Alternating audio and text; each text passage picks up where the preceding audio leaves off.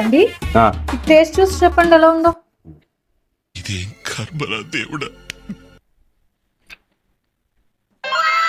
Super అంతే. అసలు నిన్ను కొట్టేవాడు ఎవరు లేడు. నువ్వు తక్కువ అంచనా వేసుకుంటున్నావు కానీ నువ్వు చెఫ్ అయిపోవచ్చు అంతే. ఉన్నవే ఫినిష్ చేస్తాను. ఈ రోజు ఏమైనా ప్లాన్స్ ఉన్నాయా? ఏం లేవురా, మొత్తం నీతోనే ఇవాళ రోజంతా నీతోనే పిల్లలతోనే. పర్లేదు, రెండోసారి అడుగుతున్నాను, ఏమైనా ప్లాన్స్ ఉన్నాయా? లేవనన్నా, మొత్తం నీతోనే రోజంతా. దాంట్లో ఉప్పు ఎక్కువైంది.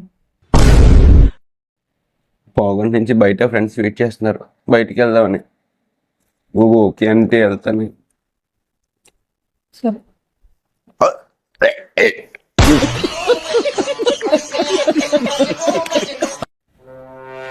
అండి, చెప్పు. వీకెండ్ కదా, నేను మా ఫ్రెండ్ సినిమాకి వెళ్దాం అనుకుంటున్నాం. ఈరోజా? ఈవినింగ్. ఎన్నింటికి? 5:30.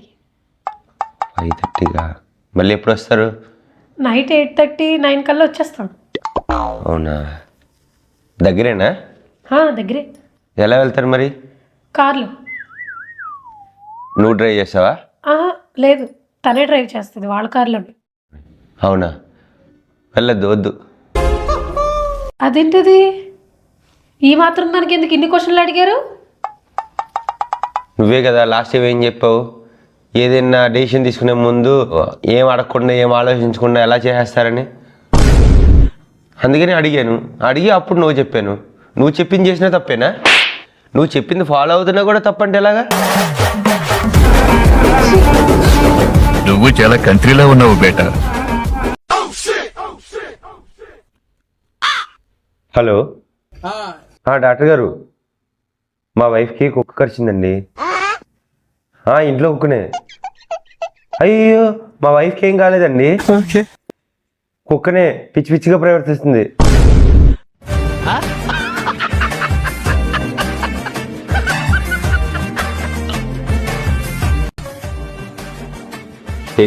బయటికి వెళ్దాం కదా. నేను డిప్రెషన్లో ఉన్నాను. డిప్రెషన్? ఏది స్పెల్లింగ్ చెప్పు. డిప్రెషన్ కాదు, sad. Sad, SAD sad. Sad, sad, SAD sad. ఏమిరా బాలరాజు, ఏమిరా ఉపయోగం దేశానికి?